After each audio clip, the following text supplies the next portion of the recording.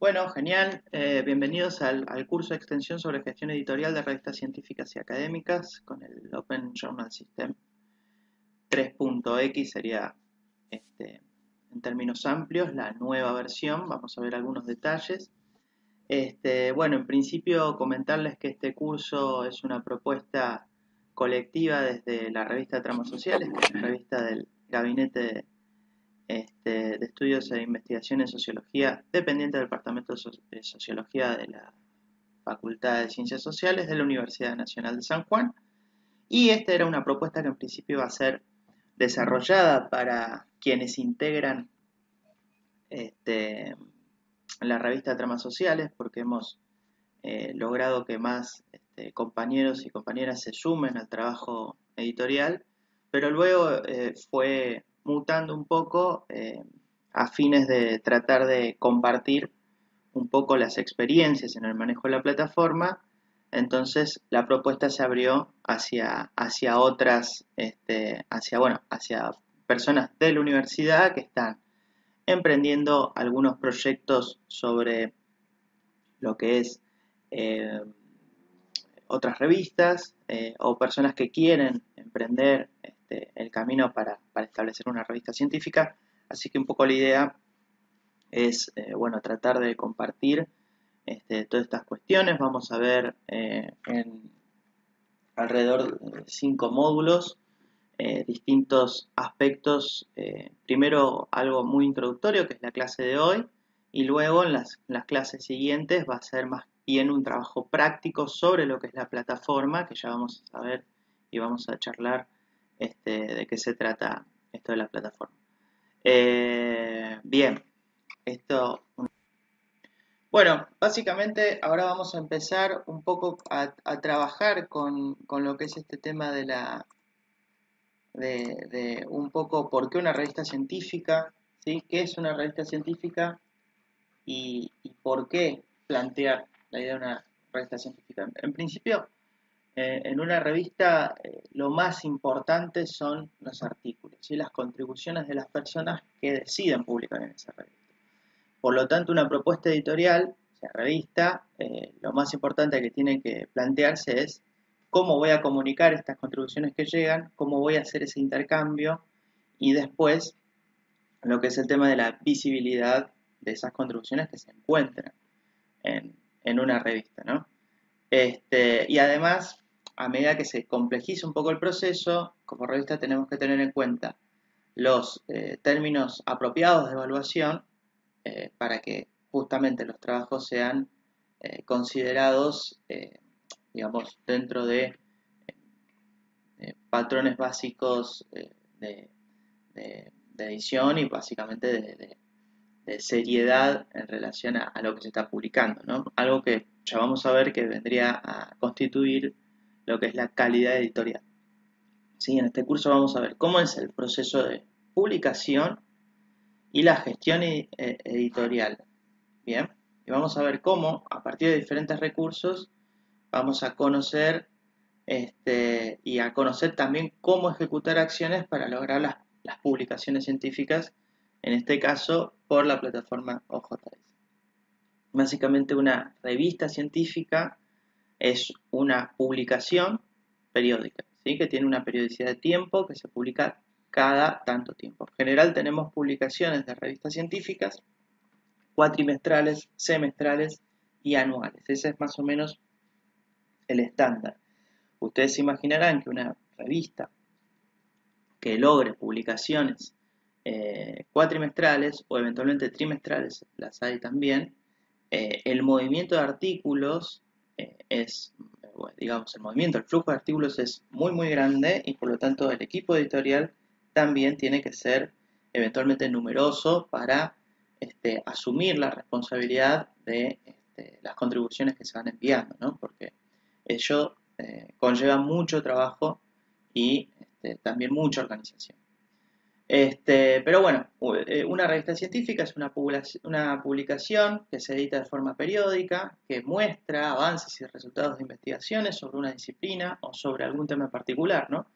Y uno de los parámetros más importantes es justamente, ¿no? Para definir que la entrevista, que la revista sea científica es la revisión por pares y que las contribuciones sean justamente originales, ¿no? Por ello, como les comentaba recién, una revista debe registrar y difundir cada contribución. Además, hay diferentes tipos de revistas que se pueden conceptuar, ¿no? Las revistas más comerciales, que son editadas por compañías privadas, esto es muy común en los países anglosajones, este, donde, por ejemplo, para publicar uno tiene que pagar, eh, o para acceder a ciertos artículos, a cierto paquete de artículos, bueno, el acceso es restringido y uno tiene que suscribirse. Después existen otras revistas más vinculadas a las instituciones que pueden ser gestionadas por asociaciones profesionales, o de investigadores. En el documento ustedes tienen el ejemplo de la revista de estudios del trabajo de la Asociación de Especialistas de Estudios del Trabajo, pero bueno, de allí pueden imaginar una serie importante de revistas, como por ejemplo inclusive la revista de la Asociación Latinoamericana de Sociología. Bueno, dependiendo, ¿no? Como dije recién, tema o disciplina, generalmente tienen una revista.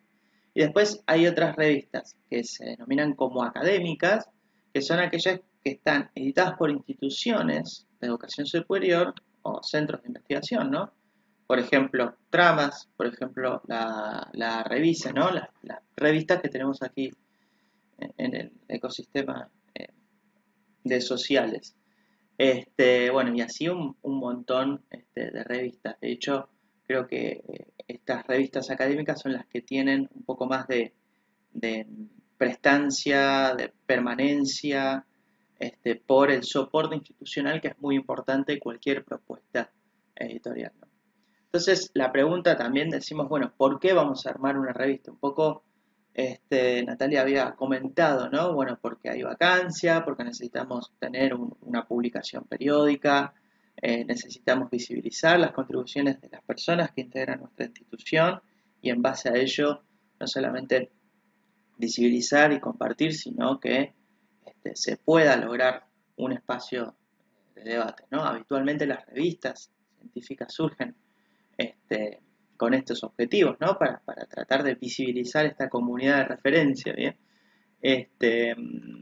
Y difundir las publicaciones o las contribuciones de las personas que integran nuestra institución.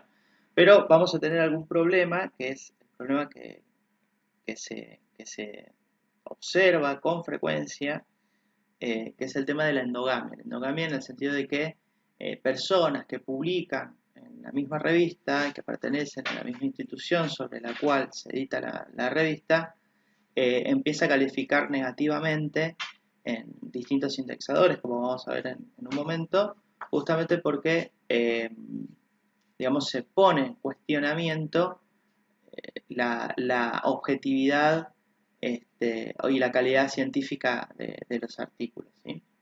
Eso ya después, si quieren, lo vamos a charlar en más profundidad. Pero bueno, este es la idea no es solamente que, a ver, que viene alguien, justamente que no publiquen, ¿sí?, la comunidad de referencia sobre la cual se forma la revista, pero tampoco es que se restrinja solamente a las personas que integran esa institución sobre la cual se edita la revista. Bien, tiene que haber variación, tiene que haber movimiento y eso ayuda un montón para los debates sobre, bueno, avances y resultados de cada investigación. Pero bueno, no es incompatible una revista con perspectiva local, regional, pero se tiene que plantear justamente como una herramienta de intercambio de conocimiento, como un diálogo disciplinar. Por eso siempre es importante, al momento de plantear una revista, ¿a qué universo me voy a dirigir? ¿O a quiénes, no? ¿Quiénes pueden contribuir? ¿Quiénes pueden leer? ¿Quiénes pueden llegar a evaluar esto que voy a trabajar? ¿Sí? Y si quiero crear una revista, tengo que conocer también qué revistas hay en el entorno que se ocupan eventualmente del campo de conocimiento que pretendo trabajar. Si no, en base a ello, para definir, ¿no?, si conviene o no crear la revista, o bien sumarme al equipo editorial o a la propuesta editorial sobre ello. O sea, la idea es tratar de fortalecer lo que ya está en el caso de que esté, y si no está, bueno, tratar de crear algo que contribuya y que dé respuesta a ese vacío que se puede identificar, ¿no? Muchas de las cosas del documento de trabajo número 1 están recuperadas de un manual de buenas prácticas que editó Aparicio, Banzato y Liberatore, que ustedes lo tienen en la bibliografía hacia el final del documento. Es bastante interesante, y bueno, ellos también forman parte de CAICID, y también comparten y dan los cursos de formación de JS. Este manual de buenas prácticas les recomiendo que lo lean en profundidad y que lo tengan como material de consulta permanente, porque de alguna manera da lugar a muchas de las discusiones que vamos a ver acá, y además brinda, digamos, información valiosa para que ustedes puedan este, eh, resolver los problemas eventuales que puedan llegar a encontrar durante el desarrollo de sus propuestas editoriales. Bueno, ¿qué dicen estos autores? Dicen, si desde el punto de vista epistemológico no se encuentra un lugar en el mundo editorial, acá estoy leyendo textual, en el mundo editorial de la disciplina, y si se ha conseguido que colegas de otros centros del país y el extranjero participan de la propuesta, no solo en el compromiso de aportar artículos, sino también formando parte de los equipos de gestión, la aventura de armar una revista científica comienza. Básicamente es que si nosotros tenemos el nicho para fundamentar nuestra propuesta, tenemos las personas eventualmente, y logramos que no sea una propuesta totalmente cerrada hacia el centro, sino que hacia el centro, hacia la institución o hacia ese grupo, sino que pretende abrirse al exterior, entonces sí, entonces ahí está bueno ya empezar a pensar y a reflexionar en que es posible armar una revista científica que eventualmente tenga algunos criterios de calidad asegurados, podemos decir, ¿no? Ya vamos a ver un poco más este tema. Bueno, ¿y qué pasa con este tema del formato y las tecnologías, ¿no? Esto no es tan nuevo, las revistas electrónicas no son tan nuevas, y de hecho empiezan a popularizarse cuando aparece Internet, ¿sí? Cuando Internet empieza a ser utilizado de forma mucho más masiva, ¿sí? Pero la realidad es que las tecnologías han avanzado un montón, y por lo tanto han impactado en la creación de las revistas digitales. Imagínense que una revista en la actualidad nunca ha tenido tanta difusión en la historia, ¿sí? Porque, bueno, las revistas científicas son propuestas mucho más antiguas, que han dado lugar a herramientas estratégicas de la formación de muchas sociedades de conocimiento, centros de investigación y universidades.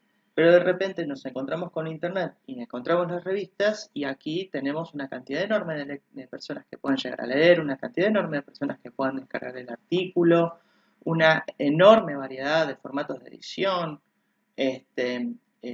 Permite una gran cobertura una revista digital, ¿sí? Y se pueden ofrecer también diferentes formatos, desde cómo citar, desde que me envíen alertas cuando publican un artículo, cuando publican un nuevo número, para calendarizarlo, y una fluidez nunca antes vista entre autores, lectores, editores, evaluadores. O sea, es enorme y explosivo al mismo tiempo la cantidad de opciones que se abren con una revista científica electrónica, ¿sí? Esto es fundamental tenerlo en cuenta, y es un poco a veces las discusiones que aparecen cuando se decide si la revista es en papel o electrónica, o en ambas opciones, o ambas opciones, ¿no? Y bueno, justamente ese es el punto. Este, Generalmente se argumenta que una revista digital o electrónica es más barata que una revista en papel. Y la realidad es que, dependiendo de la tirada, ¿no?, de la impresión de la revista, la realidad es que la diferencia está solamente en la cuestión de impresión, ¿sí? Porque, eh, en términos cuantitativos de costos, eventualmente puede ser similar, porque dependiendo del soporte que uno tenga en relación a la plataforma, ¿no? Pero si no, debería pagar el espacio en la nube para alojar la plataforma de JS, por ejemplo, ¿no? Entonces eso ya sería un dinero. De todas maneras, no se equipara directamente a la impresión de ejemplares en tanto costos, pero es como una de las pocas diferencias que tenemos, porque lo real es que en la propuesta digital y en la propuesta de impresión, sí o sí necesitan, o se necesita alguien que se encargue del diseño, la maquetación y la diagramación de la revista. Y eso es un costo importante, ¿sí? Y en ambas propuestas existe.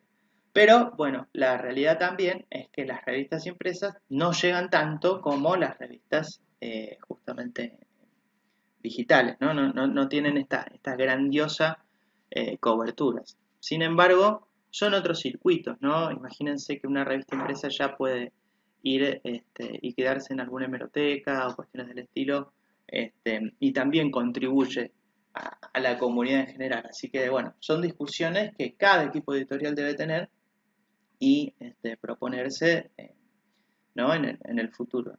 La doble publicación, ¿no? Virtual e impresa es un gran esfuerzo, es muy interesante, pero bueno, siempre está esa opción, ¿bien? No es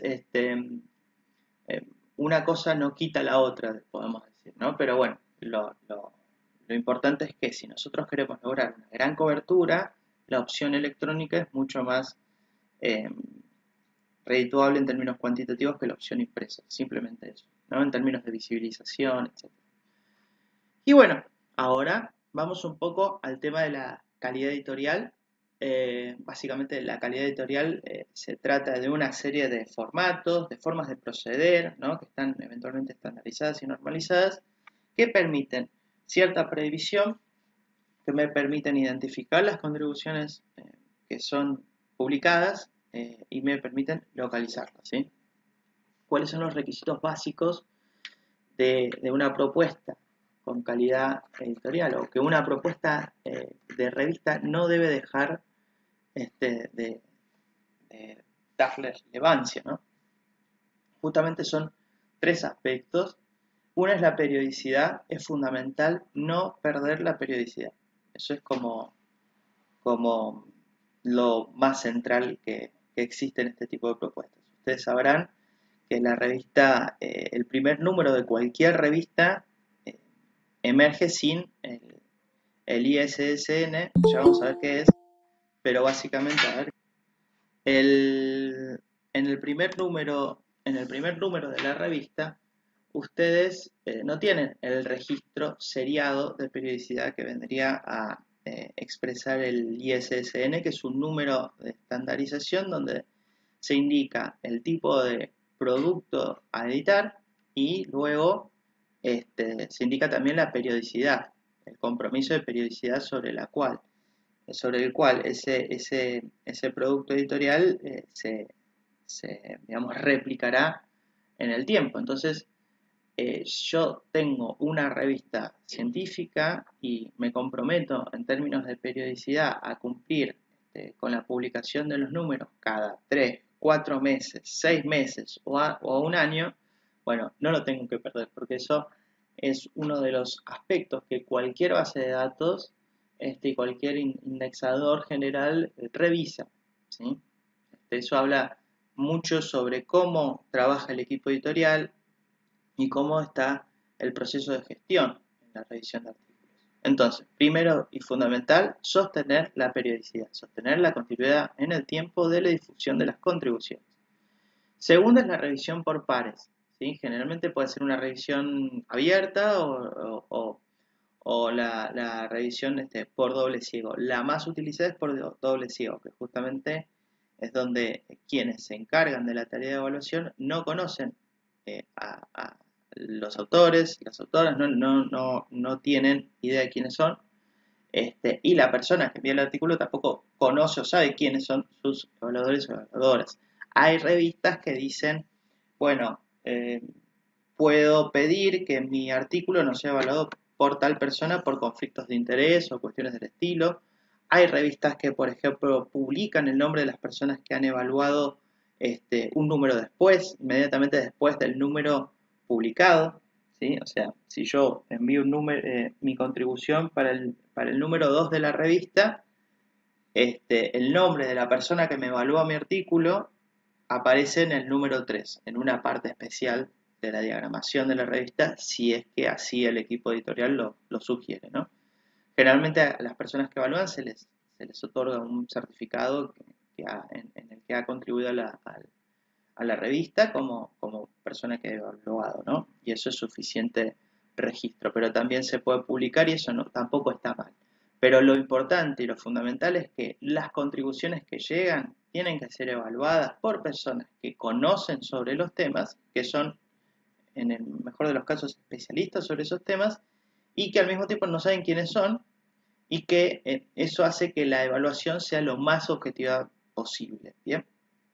Y otro aspecto que tenemos también es el tema de los colaboradores, de las personas que van a contribuir con sus trabajos científicos a la revista. Bien, entonces dijimos periodicidad, revisión por pares y después el tema de los colaboradores y colaboradoras. Hablamos recién de la endogamia. Lo ideal es que si nuestra revista nace para difundir o se crea para difundir contribuciones de nuestro entorno próximo, de nuestro centro de investigación, de nuestra disciplina, de nuestra región, de nuestra cuestión local, está perfecto, pero las contribuciones no deben ser todas, ¿sí? sobre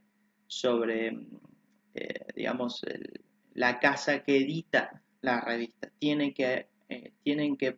Se tiene que alentar a la participación de contribuciones que vengan desde otro lugar, ¿no? Para lograr esta idea de lo que es el objetivo de la revista, que es el intercambio.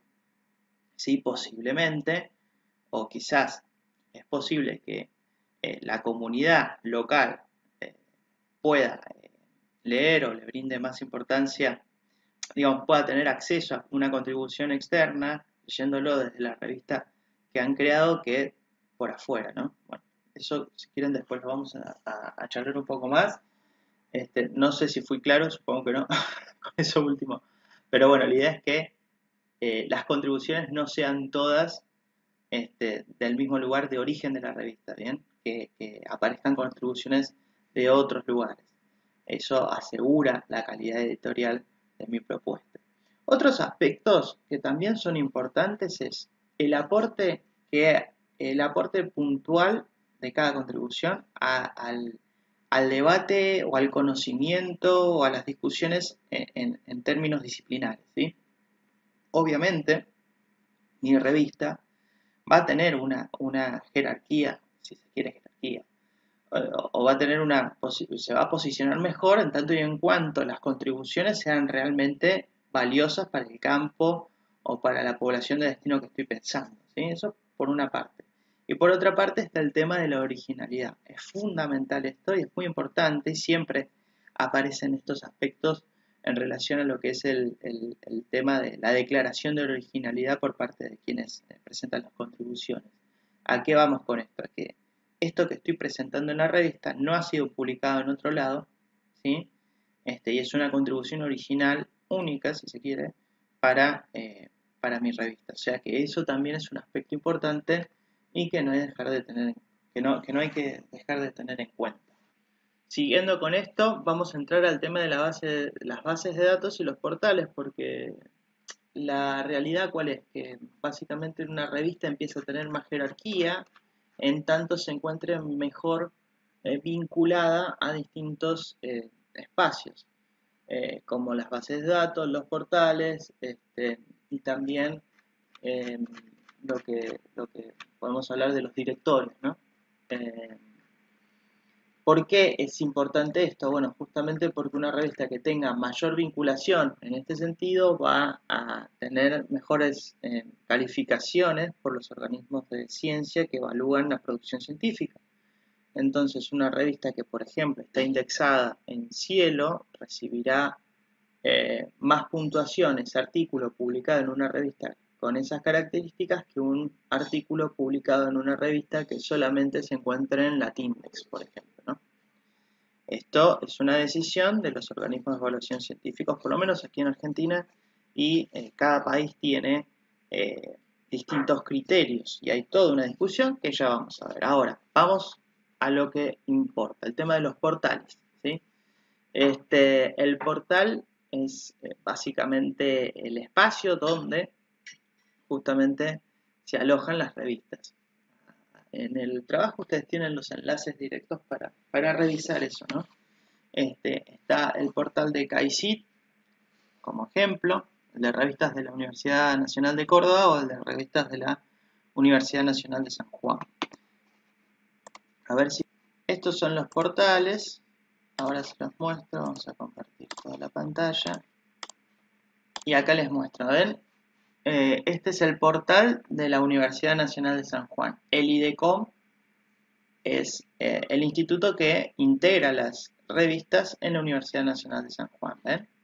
Entonces, yo ingresando a esta dirección, básicamente tengo las revistas que están en OJS acá en San Juan, en la universidad, desde el IDECOM, ¿no? Que son 3 revistas. Y si me voy, por ejemplo, al portal de CAICIT, que es el portal de publicaciones científicas y técnicas, bueno, tenemos también un montón de opciones. Justamente ahora el portal se encuentra fuera de servicio por mantenimiento, ¿bien? También tenemos el portal, por ejemplo, el portal de revistas de la Universidad Nacional de La Plata, ¿no? que son soportes institucionales sobre los cuales se terminan instalando las distintas revistas. La Plata, por ejemplo, es un gran espacio, o sea, de trabajo sobre esto, ¿no? Tienen mucho desarrollado y realmente constituyen un modelo para seguir en este sentido, ¿bien? Acá ustedes pueden ver distintas, por ejemplo, el tema de departamentos específicos para indexar, ¿sí? Bueno, justamente las revistas, los portales internos, porque bueno, es enorme el trabajo que están haciendo y es un gran modelo para seguir. Entonces, los portales vienen a constituir estos espacios virtuales que generalmente las instituciones tienen para alojar las revistas, ¿sí? Estos son los portales.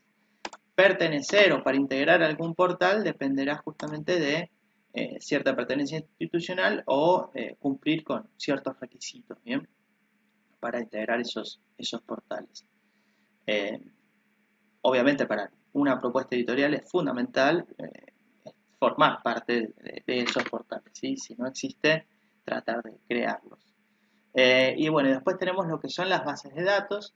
Las bases de datos son fundamentales para, como dijimos recién, ¿no? Uno de los principales objetivos es visibilizar e intercambiar las contribuciones que son presentadas eventualmente en la revista. Entonces, yo si integro mi revista en estas bases de datos, lo que voy a hacer es potenciar todo ese asunto, digamos, toda esa cantidad de artículos que conforman mi propuesta editorial.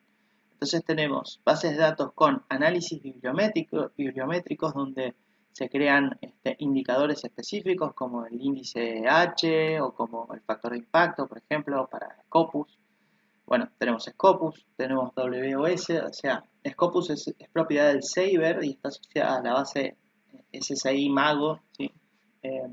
Ofrece varios indicadores bibliométricos en este sentido y está más orientado a las ramas, digamos, a los campos de las ciencias sociales, la tecnología y la medicina. WOS es Web of Science y es propiedad de Thomson Reuters, ofrece contenidos de calidad, muestra herramientas para identificar investigaciones relevantes y produce esto que estábamos hablando recién, el factor de impacto, que es la cantidad de veces que un artículo fue citado sobre la cantidad de artículos publicados en un periodo de tiempo, y el índice H, que mide la calidad profesional de científicos en función de la cantidad de citas recibidas por artículos, ¿sí? WOS está más dirigido a las ciencias exactas y a las ciencias naturales. En el documento de trabajo ustedes tienen los enlaces para ingresar a algunas de estas bases de datos. Así que ya se imaginarán que una revista que integre Scopus o WOS, al menos en términos de Argentina, tiene una excelentísima calificación. ¿Sí? ¿Para qué? Para que el artículo enviado a una revista que pertenezca a esta base de datos va a tener más puntaje que otra revista que no lo tiene. Otras son bases de datos como Redalic, Cielo, Clase, Dialnet, DOAG y Gestor, que tiene distintos ingresos que contribuyen a lo que es la calidad editorial. Por ejemplo, en Redalic, que es la red de revistas científicas de América Latina y el Caribe, España y Portugal, tiene origen en la Universidad Autónoma del Estado de México, y bueno, tiene una cantidad enorme de indicadores bibliométricos, de informes de redes, de hemerotecas, cursos de formación, y uno tiene que, digamos, tener en cuenta una serie importante de requisitos para integrar la revista en ese espacio. Si quieren, después lo vamos a ver. No sobra, sino que contribuye mucho ver estas cuestiones también. Después tenemos a Cielo, que es Scientific Electronic Library Online. Es una biblioteca virtual. Tiene origen en Brasil y en el DIREME, que es el Centro Latinoamericano y del Caribe de Información de Ciencias de la Salud, pero indexa todo, básicamente, y en cada país hay como ciertos desarrolladores. Acá está Cielo Argentina, donde el CAICIT es quien está encargado, CAICIT CONICET está encargado de desarrollar esta parte, ¿sí? Si tu revista está en Cielo, justamente tendrá una calificación de excelencia, al igual que si está en Scopus, ¿sí?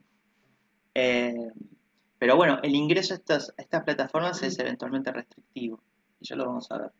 Pero después tenemos Clase, que es citas latinoamericanas en ciencias sociales y humanidades, también de origen en UNAM, y bueno, es una base de datos bibliográficas con distintos criterios de calificación. También tenemos Dialnet, que es otro portal bibliográfico, que es de la Universidad de La Rioja de España, y bueno, va desde artículos, tesis, libros, reseñas, congresos. Ahí se registran un montón de expresiones. También está el DOAG, que es Directory of Open Access Journals, de la Universidad de Lund, de Suecia, donde también incrementa de forma enorme la visibilidad de las revistas, y bueno, justamente incrementan el impacto de artículos. Imaginen qué importante es que nuestra revista esté vinculada a estas bases de datos para que simplemente nosotros, al buscarlo por ejemplo con Google, aparecen un montón de veces los artículos, y eso hace que gane mucha más visibilidad, no solamente los artículos, sino la revista, y eso también además permite que lleguen más contribuciones a la propuesta editorial. Y Gestor es es estadounidense, también digitaliza artículos y aplica ciertos controles de calidad a cada publicación. Después tenemos otra que es una base de datos de resúmenes, ¿sí? Estos son varias cuestiones, depende de por ejemplo, de cada disciplina. Tenemos la Sociological Abstract, la Educational Research Abstract, que vendría a ser ERA, la GeoBase para geofísica, podemos tener la biblioteca virtual de Claxo, bueno, un montón de cuestiones donde puedo asociar mi revista a estas bases de datos, ¿sí?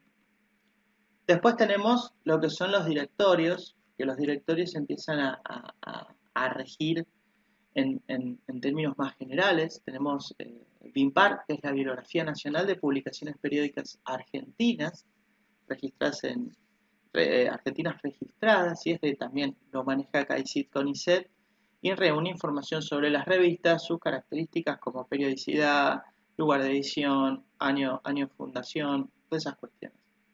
Después tenemos la TINDEX, que tiene 3 bases de datos, que una viene con el directorio, ¿sí? Datos bibliográficos, revistas registradas, a otras de catálogo, con requisitos de calidad editorial, enlaces a revistas electrónicas, etc. Y otras cuestiones que justamente enlaces a revistas para seguir indagando. La TINDEX también tiene origen en México. Y después tenemos el NB, bueno, acá aparece NB, que sería el núcleo básico de revistas científicas argentinas, que aparecen un listado bastante interesante de revistas aprobadas por este organismo, y que según CAICID, estas revistas están en condiciones de formar parte de Cielo, ¿bien? Cielo Argentina. Y después tenemos la European Reference Index for the Humanities and the Social Science, que vendría a ser ERI+, creada por distintos organismos científicos de la Unión Europea. Y bueno, justamente, como todos los directorios, como todas las bases de datos, el objetivo es lograr mayor impacto, mayor visibilidad, ¿sí? Ya después vamos a ver un poco a qué nos referimos con los requisitos para ingresar a cada espacio.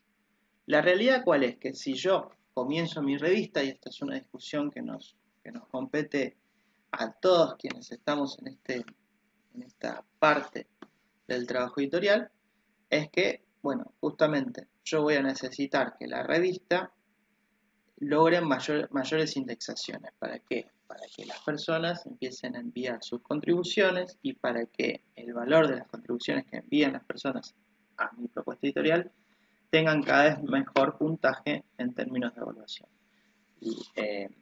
Porque, bueno, así de alguna forma está determinado cómo funciona esto de los indexadores, ¿sí? Obviamente que pertenecer a un indexador le otorga una jerarquía en base a este tema también, y porque cumple una serie de requisitos que mejoran un poco, bastante si se quiere, lo que es los términos de la calidad editorial, ¿bien? Pero tampoco es criterio de seguridad de que las contribuciones que allí se presenten sean de igual o mayor calidad, ¿sí? O sea, una cosa es que la propuesta editorial tenga un montón de características súper positivas, que hacen a la producción, a la gestión editorial de una forma excelente, pero los artículos no quiere decir necesariamente que sean igual de excelentes, ¿sí? Si bien se trata de que así lo sean, porque a mayores criterios, mayores herramientas de, propuestas para lograr mejores evaluaciones, mejores comparaciones de archivo y cuestiones fundamentalmente que tienen que ver con velar por la originalidad de los artículos y evitar situaciones de plagio, ¿bien? Ya lo podemos revisar en detalle eso. Pero bueno, lo que nos interesa es que si nosotros no hemos generado ningún proceso de indexación, uno de los caminos básicos está en, primero, lograr sostener la periodicidad y después tratar de postular la revista a lo que es Latindex. Ustedes tienen Latindex, dijimos que tiene origen en México, e integrarla a este catálogo. Ya después vamos a ver una serie de requisitos que debe cumplir la revista, que son, dentro de todo, eventualmente flexibles o fáciles de cumplir para ingresar a Latindex. Después de Latindex sería conveniente seguir trabajando para tratar de integrar el núcleo básico y de allí a Cielo, ¿sí? Cielo Argentina. Este mini recorrido, que lleva mucho trabajo, ¿sí? Es un recorrido posible de hacer en tanto y en cuanto se sostenga la periodicidad y se cumplan al menos una serie de criterios básicos para lograr ingresar a estos espacios. De forma tal que, dependiendo de la cantidad de publicaciones que uno tenga, ¿sí? Si es una publicación semestral va a ser más rápido, si es una publicación anual un poco más lento, vamos a tener oportunidad de postularnos a estas bases de datos, estos directorios, y así lograr una jerarquía importante y asegurar el flujo de contribuciones a la propuesta editorial. Ya después vamos a ver ese tema de los criterios. Vamos a seguir un poco más con la clase, vamos más o menos por la mitad, nos sobra el tiempo, así que vamos a poder discutir y debatir bastante, así que por lo menos a la mañana, ¿bien? A ver, la pregunta es, ¿por qué las revistas se vienen a plantear como herramientas de evaluación del desempeño científico? Básicamente, como dijimos, ¿no? La idea fundamental de una revista es el intercambio, estos avances y resultados de la investigación, pero con el tiempo hay contribuciones que tienen más peso para cada disciplina o tema que otras. ese más peso viene a ser dado por la cantidad de citas que tiene. Por lo menos es una de las formas para medirlo, ¿no? A medida que tiene más citas, quiere decir, o al menos se estima que esa contribución tiene justamente una proyección o una importancia en ese campo bastante importante porque se toma como referencia constante y a partir de eso se sigue trabajando en otras líneas o en otros aspectos. Entonces, un artículo con más citas viene a ser como, bueno, justamente más importante en tanto contribución. Entonces, de repente, como existen estos artículos, existen otros artículos un poco más periféricos.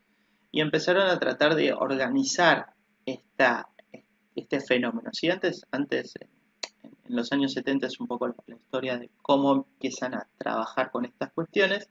Entonces se habla, bueno, de artículos núcleo, artículos que van a destacarse sobre el resto por sus contribuciones digamos, más importantes en términos disciplinares y después van a haber periferias de artículos, ¿no? Una primera periferia, una segunda periferia, ¿no? Bueno, en base a estos criterios que empiezan a charlarse, se crean, ¿no?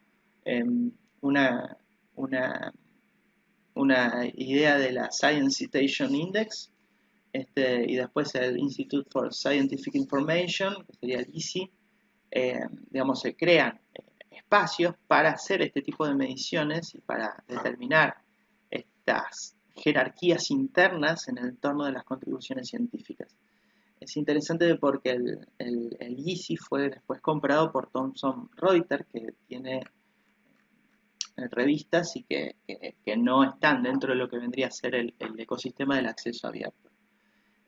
Lo que hacen estos espacios es analizar las citas y jerarquizarlas en función de estos criterios que les comentaba recién, y esto necesariamente va a permitir el crecimiento de revistas, de algunas revistas sobre otras, ¿sí? Una revista que tenga artículos donde muchos de ellos sean renombrados artículos, seguramente incentivará a las personas a publicar en esos espacios editoriales, al mismo tiempo que las organizaciones que evalúan el desempeño científico en tanto publicaciones también referencian de forma muy positiva esas propuestas editoriales sobre otras, ¿no? Entonces es como que se empieza a crear una circulación, un flujo y una cierta direccionalidad en relación a los destinos de las publicaciones, y de repente, bueno, se empiezan a constituir rankings internos dentro de cada revista, ¿no? Una revista que tiene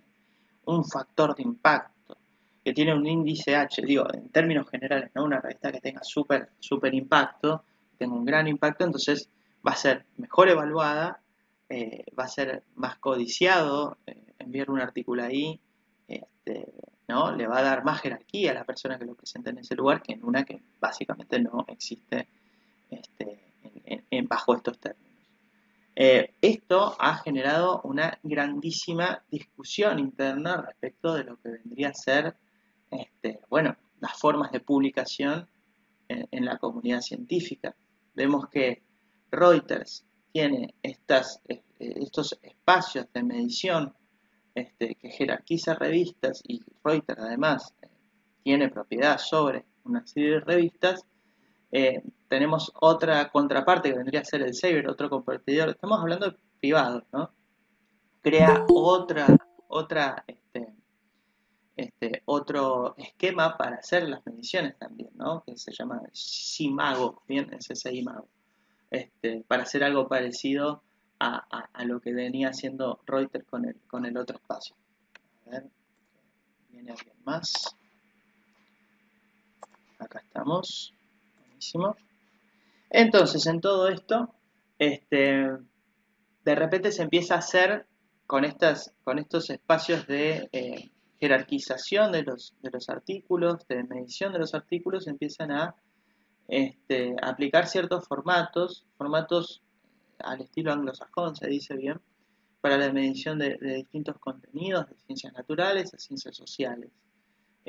Hablamos ya de estos indicadores del factor de impacto, el índice H, y bueno, y en esta competencia y este debate está la discusión sobre la importancia de la producción en América Latina y que se tienen grandes diferencias en tanto al financiamiento y la publicación frente a Europa y Estados Unidos. Bien, De hecho, está el Foro Latinoamericano de Evaluación Científica, que es una de las propuestas más interesantes en el documento de trabajo tienen para profundizar, que bueno, se da un debate muy muy interesante sobre las formas de evaluación y la rejerarquización de contribuciones que desde las ciencias sociales son totalmente invisibilizadas con estas formas de evaluar y de medir el impacto de las contribuciones científicas en los términos de Reuters o de Seiber, ¿no?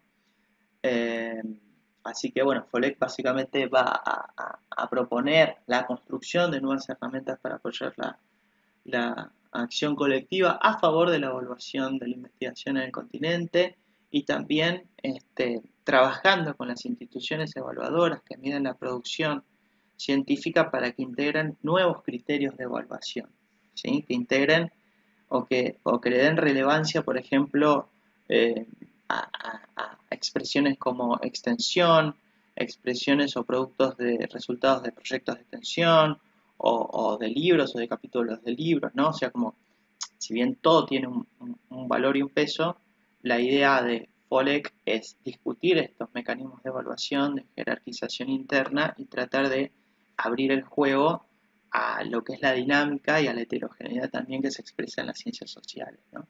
Así que está muy interesante, les recomiendo ampliamente que lean los aportes de FOLEC en este sentido. Este, Así que bueno, eso viene un poco a plantear el tema de la evaluación del desempeño científico y cómo, de alguna manera, muchas de las grandes revistas científicas que tienen mayor impacto se encuentran en un ecosistema, si se quiere, o en un circuito que es básicamente, eh, digamos que empieza y termina como en una especie de loop interminable, digamos que solamente genera un poco lo que es exclusión y cierta,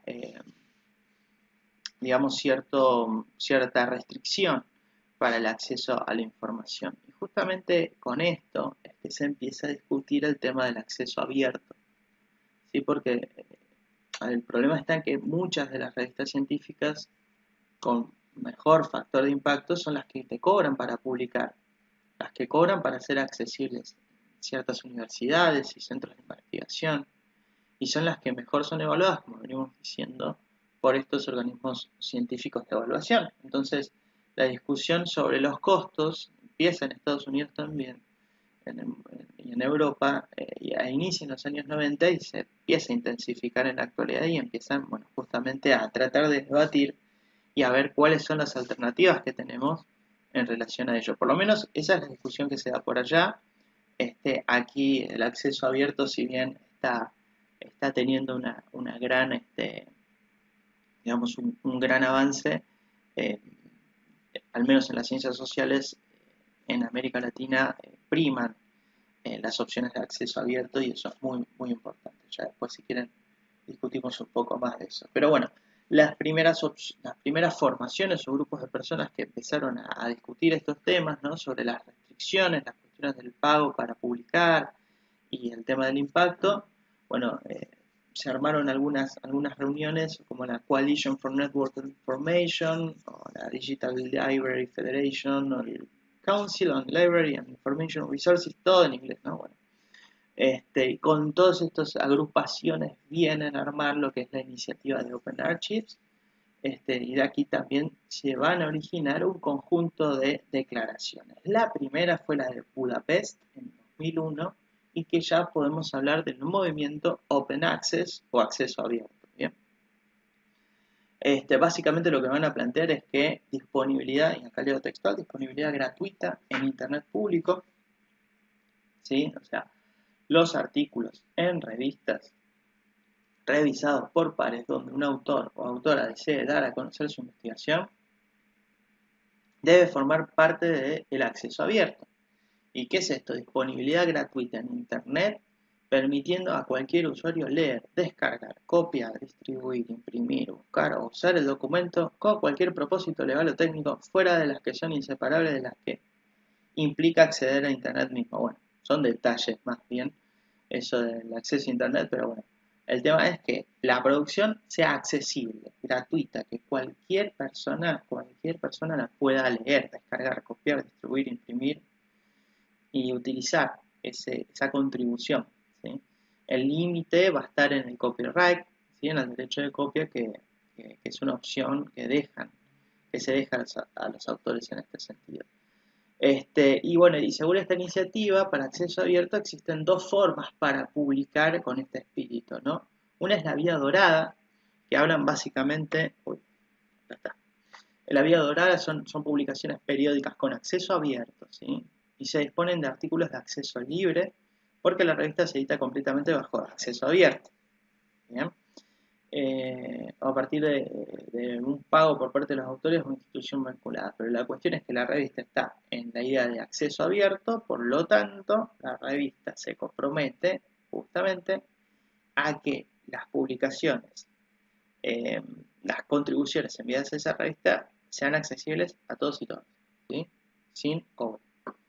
Después tenemos la vía verde, que sería básicamente el autoarchivo, que esto pasa mucho con los repositorios digitales de instituciones, donde, bueno, el autor es quien tiene la misión de justamente subir a ese repositorio la contribución respectiva. ¿Bien?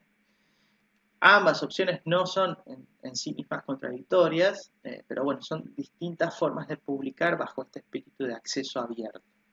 Esto pasó en el 2001, ¿bien? Ahora, a lo largo de los años se sigue trabajando en esto, se empiezan a profundizar en detalles, como por ejemplo la declaración de Betsel en el 2003, donde básicamente establecen qué condiciones debe cumplir una publicación de acceso abierto, ¿bien?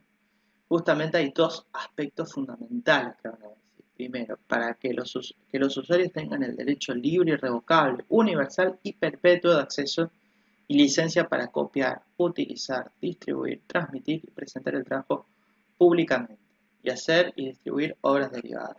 Y después está el tema de que las copias de sus contribuciones se depositen en un repositorio, ¿no? Apoyado por una institución académica. El repositorio tiene que facilitar este acceso abierto, esta distribución sin restricciones, esta interoperabilidad y que el archivo quede guardado, que quede conservado a largo plazo. ¿Bien?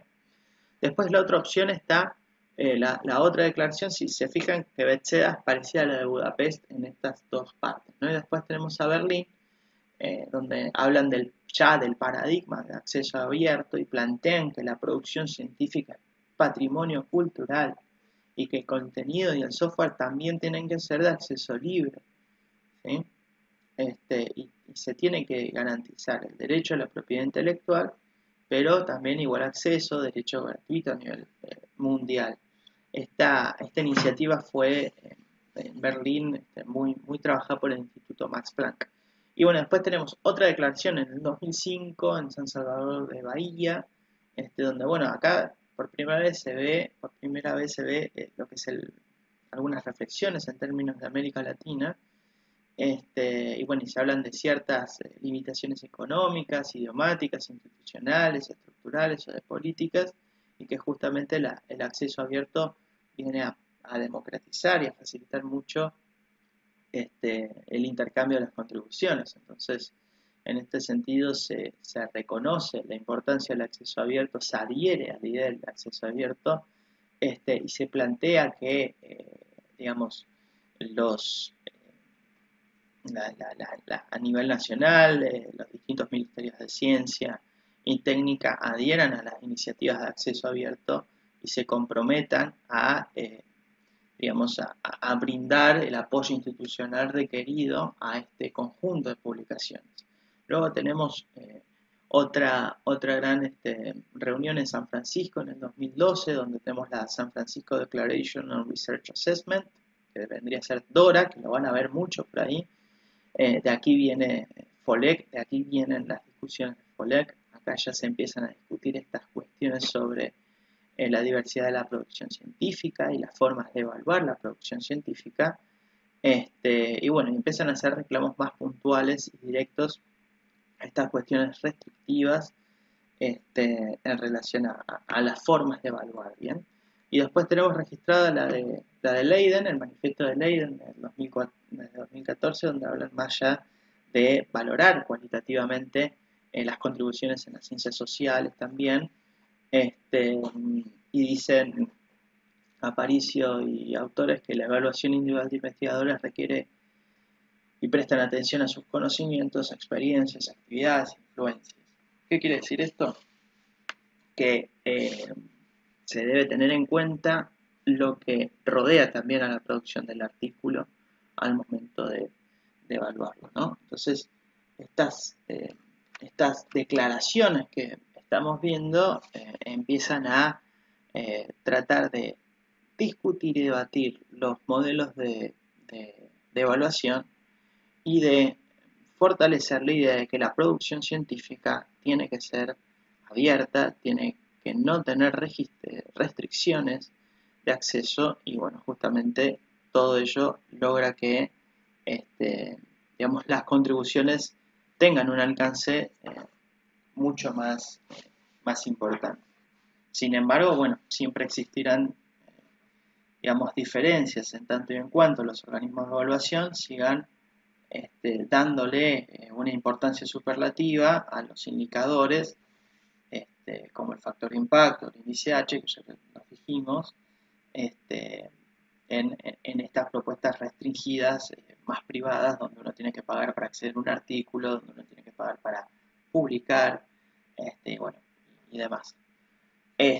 Hasta aquí más o menos un poco estuvimos viendo lo que es una propuesta general de una revista científica, la importancia de integrar las bases de datos, directorios y, y plataformas, y un poco lo que viene a ser la discusión sobre el tema del acceso abierto y la cuestión de los derechos. Hay una cosa muy importante en términos de trabajo con este espíritu que viene con la Ley Nacional de Repositorios Digitales, que en Argentina tenemos el Sistema Nacional de Repositorios Digitales. Ahí en el documento de trabajo van a poder acceder a él. Bueno, y es un poco esta idea, ¿no? En términos nacionales, en el 2013 se sancionó una ley para crear estos repositorios, para que todas las instituciones tengan justamente un espacio virtual donde compartir y donde subir y compartir y cuidar las publicaciones que se generan en las instituciones y que sea de acceso abierto, perpetuo, ¿no? Y además, este repositorio argentino se suma a la red de América Latina de repositorios de acceso abierto de la ciencia, que es la red justamente. Y bueno, y en todo este ecosistema tenemos un repositorio acá en la Universidad Nacional de San Juan, bueno, con la idea, ¿no?, de incluir la producción intelectual resultante del trabajo, formación y proyectos de la universidad. Justamente el objetivo es reunir, organizar, gestionar, preservar y dar acceso, estoy leyendo, ¿no?, a colecciones de objetos digitales vinculadas con la producción intelectual, científica, académica e institucional, generada por los miembros de cada una de las unidades académicas, y permitir el acceso abierto a todos los usuarios finales, tanto dentro como fuera de la universidad. Entonces tenemos URO, que es uro.unsj.edu.ar, y el repositorio de sociales, como para tenerlo en cuenta, es, bueno, ahí lo van a tener al enlace, básicamente es 1, 2, 3, 4, 5, 6, 7, 8, 9/9, y ahí van a entrar al repositorio de sociales. Fíjense qué importante y cuánto se ha avanzado con esto digamos, en la universidad y un poco en Argentina, ¿no?, con esto de darle importancia a las producciones, que sean visibles, que sean accesibles y que se logren conservar de correcta forma en la web. Pero aquí tenemos todo un tema que tiene que ver con las licencias individuales, ¿no? O sea, nosotros estamos en el entorno del acceso abierto, cualquier persona puede justamente acceder a las publicaciones y nosotros acordamos con publicar en una revista de acceso abierto, pero cada revista de acceso abierto tendrá justamente distintos, digamos, observaciones, propuestas, criterios, ¿no?, en tanto publicación. Hay revistas que te piden en la sesión de derechos para después seguir y continuar con procesos de contribución y además se asocia con estas licencias de Creative Commons. Eh, Creative Commons es una organización sin fines de lucro estadounidense que viene a tratar de dar cierto marco legal a la producción científica publicada por Internet. ¿Bien? Se crean en 2002 y hay distintas formas, distintas licencias, si se quiere, ¿no? Tenemos la primera licencia que vemos en pantalla, que es la atribución CCC BY, ¿sí? Es la licencia que permite que otros distribuyan, remezclen, adapten y desarrollen el trabajo, incluso de forma comercial, ¿sí? Siempre y cuando le den crédito a la creación original sobre la cual se basa esa transformación, ¿no?, de ese producto. Según Creative Commons, es la licencia más abierta, ¿sí? La más libre, si se quiere. Y se recomienda para difundir, para lograr una máxima difusión y uso de los materiales licenciados. La otra opción que tenemos es la atribución compartir igual CC BY SA. ¿Sí? Esta licencia permite que se remezcle, adapte y se desarrolle el trabajo, incluso con fines comerciales, dándole crédito al grupo, a las personas que lograron eso y que licencien las nuevas creaciones bajo los mismos términos. ¿Sí? Esta licencia, por ejemplo, según dicen en la web, ustedes en el documento de trabajo lo tienen disponible, se compara con las licencias de software libre y de código abierto, ¿no? El copyleft. Bueno, en todos los trabajos nuevos basados en el suyo tendrán la misma licencia. Por cualquier derivado también permitirán el uso comercial. Esta licencia es utilizada, por ejemplo, en Android, se utiliza también en Wikipedia y se recomienda para materiales que se beneficiarían de la incorporación de contenido de Wikipedia y con licencias similares, por ejemplo. Otra licencia que tenemos es la atribución sin derivadas, sí, que permite que otros reutilicen el trabajo para cualquier fin, incluido el comercial, pero no se puede compartir con otros en forma adaptada. Bien, y se debe proporcionar el crédito.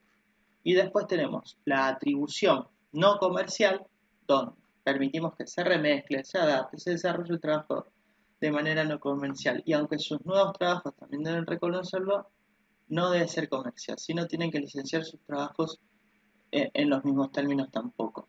Bien. Después tenemos la otra, que es la atribución no comercial compartir igual, que es lo mismo, solamente que se exige que esa transformación del producto es posible de ser compartida, pero bajo los mismos términos de la licencia, ¿no? Con esto CC, BI, NC y SA. Y ya acercándonos al final, tenemos esto de lo que es la atribución no comercial sin derivadas, donde es la licencia más restrictiva de las 6 que estuvimos viendo y permite que la descarga de las obras, compartirlas con otras siempre y cuando se dé crédito, pero no se puede cambiar de ninguna forma ni usarlas para forma comercial. Ustedes verán, si no es que ya lo vieron, o van a empezar a ver esto, que las licencias Creative Commons están en un montón de revistas y ayudan un poco a establecer y ordenar un poco los términos de la propiedad de las publicaciones. Bien, es importante tener claro esto y es una política editorial que debe demandar una discusión consensuada justamente entre ese equipo de trabajo, dependiendo de las características de cada revista. Pero es muy, muy importante tener en claro esto para evitar problemas que tengan que ver con publicaciones futuras. Bien. Bueno, y las Creative Commons vienen a ordenar un montón lo que es este asunto. Después vamos a pasar un poco, ya casi vamos a terminar con esta exposición del módulo 1. Vamos a hablar un poquito del tema de la gestión editorial, porque nosotros al inicio empezamos a decir, ¿por qué una revista? ¿Para qué una revista? ¿Cómo es más o menos lo que tiene que tener una revista en términos de calidad? ¿Cómo es que la revista empieza a lograr mayor visibilidad, entendiendo que ese es uno de los objetivos fundamentales de la revista? Bueno, integrándose a bases de datos, a directorios, a distintas plataformas, y vimos toda esta grandiosa discusión respecto de el acceso libre, de las estrategias de de publicación, de la importancia de los organismos de evaluación para la jerarquización de las propuestas editoriales y los distintos tipos de licencia para ordenar un poco esta expresión del acceso abierto. Y ahora tenemos algunas cuestiones puntuales que vamos a necesitar para ordenar un poco lo que va a ser el trabajo más práctico sobre la plataforma, que son los detalles de la gestión editorial. En este manual de prácticas que les comenté al principio, el cual recomiendo ampliamente que lo puedan llegar a leer en su conjunto y sobre el cual hemos inspirado gran parte del documento de trabajo, vemos que estos autores, Aparicio y otros, bueno, justamente van a hablar de distintos tipos de gestión sobre la misma propuesta editorial. Bien, hay una gestión científica, donde aparecen docentes, investigadores vinculados como en el trabajo de televisión, y entre las responsabilidades tendrán llevar la línea editorial, ¿sí? La línea editorial es definir el alcance, el contexto epistemológico, ¿no? Ese nicho disciplinar, si se quiere, la diversidad temática, la cuestión geográfica, los objetivos de la revista. Deberán velar por el cumplimiento de los requisitos en cada artículo, revisar los dictámenes que sean transparentes, que cumplan con los criterios de evaluación determinados por el equipo. Deberán velar también por la participación de diferentes instituciones y personas de diferentes ámbitos para el envío de contribuciones, y entender, y esto es muy importante, que una revista siempre es un espacio de formación, ¿sí? Las personas que integran cualquier tipo de propuesta editorial están aprendiendo y necesariamente deben estar atentos y atentas para lograr readaptar algunas de las perspectivas editoriales a la coyuntura. Entonces, esto es algo que siempre tenemos que tener en cuenta.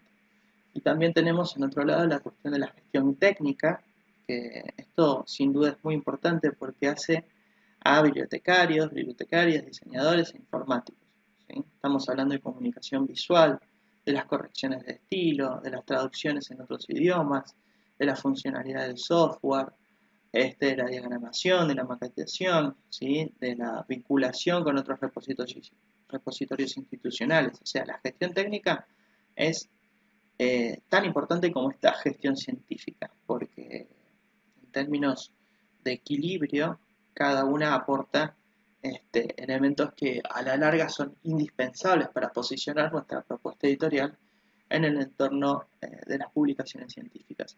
Y después tenemos la otra cuestión que es la gestión política, ¿sí? Las autoridades institucionales que vienen a dar el apoyo, ¿no? En relación a la adopción de un software libre como por ejemplo el OJS para el Open Journal System para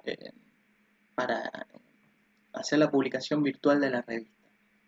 Si pueden apoyar financieramente mejor, para brindar herramientas materiales de trabajo, para brindar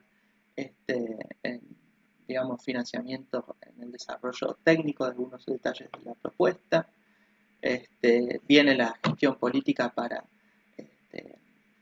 apoyar la creación de los repositorios e implementar en cada uno de ellos distintas estrategias. Entonces sí importa, ¿no? Digamos, esta gestión editorial está combinada entre lo científico, lo técnico y lo político, y sin dudas cada una de las partes necesitan estar relativamente equilibradas para que la propuesta editorial final tenga o llegue al menos al éxito y logre algo que es muy importante, que es el sostenimiento en el tiempo, ¿sí? Ya después, si quieren, vamos a hablar un poco de eso. Bueno, y ahora ingresando un poco digamos, al motivo y al origen puntual de este curso, que es el Open Journal System. Básicamente es un software de código abierto que lo usamos para gestionar y publicar revistas científicas. Y en este sentido, bueno, justamente, ¿no? En términos virtuales o en términos en Internet. La idea del Open Journal es la reducción del costo de gestión del proceso de edición. ¿Sí? Tenemos en esta plataforma todas las distintas etapas, todos los distintos momentos del recorrido de un artículo que antes se hacían por correo electrónico o correo postal, mucho antes, Y bueno, y ahora lo tenemos todo virtual. Y podemos en esta plataforma tener una visión global sobre el proceso y sobre el movimiento de un montón de situaciones que se van generando, desde el ingreso de los artículos, el envío a los evaluadores, etc. Así que con esto no solamente reducimos costos, sino también agilizamos mecanismos y políticas que aseguran la calidad académica. ¿Sí? Este, el Open Journal System es revistas abiertas, sistema de revistas abiertas. Bueno, si alguien tiene más conocimientos de inglés, buenísimo. Bueno, entonces se lanza en el 2002 por la Public Knowledge Project, que es la PKP de la Universidad de British Columbia, y bueno, y de ahí hay un montón de otras instituciones que se encargan de desarrollar este software libre. Hay una comunidad muy activa, hay foros muy muy buenos y muy interesantes donde cualquier tipo de duda, pregunta es eventualmente respondida. Eh, Algo que es muy muy muy positivo para quienes estamos, bueno, trabajando con esto y siempre tener respuesta y soporte, ¿no? Así que bueno, básicamente el Open Journal es una plataforma de gestión total de un artículo de una revista científica. También este PKP, ya de paso les cuento, este proyecto también desarrolla otras plataformas como por ejemplo el Open Monograph Press, que hace lo mismo pero con libros, ¿sí? O boletines, o otro tipo de producción editorial. Es como lo mismo que el Open Journal pero con libros, ¿bien? El, el ICE tiene instalado el OPM, sería, ¿bien? En algún momento no sé si sigue vigente, y estimo que sí. También la Universidad de La Plata tiene estas herramientas aplicadas. Esa es por una parte. Después también tenemos lo que es el Harvest, algo así como Harvest Publication, que tenía que ver con sistemas de gestión para congresos y sistemas de gestión para videos. ¿Bien? Es interesante. Recomiendo ampliamente que sigan leyendo los distintos proyectos que rodean al PKP, que son muy útiles, que tienen muchísima potencialidad y espero que en algún momento podamos utilizar todo esto, ¿no? Porque es software libre, porque realmente permite compartir, acelerar y cuidar las publicaciones que se generan en estos entornos y es muy, muy valioso. Bueno, ¿cuáles son las características de los JS?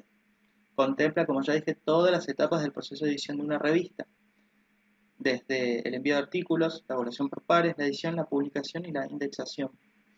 Y permite el trabajo con diferentes participantes durante el proceso. Estamos hablando de las personas que leen, las personas que envían las contribuciones, las personas que evalúan y las personas que están en el rol de editores. Podemos seguir las decisiones de cada uno de los roles actuantes, si se quiere, ¿no? Y las notificaciones y todo eso va quedando registrado en en ese entorno. Es una plataforma flexible, ¿sí? Que puede alojar varias revistas, como vimos en el caso de la UNCJ, y nos otorga muchísimas facilidades visuales. Lo que ustedes ven en, en el, en el OJS, vieron que empieza el curso con esta idea de 3.x. Bueno, a medida que se va actualizando la plataforma, generalmente se hace que la plataforma sea más intuitiva, más fácil de usar. Y con ello viene muchísimo lo que es el arreglo en términos visuales.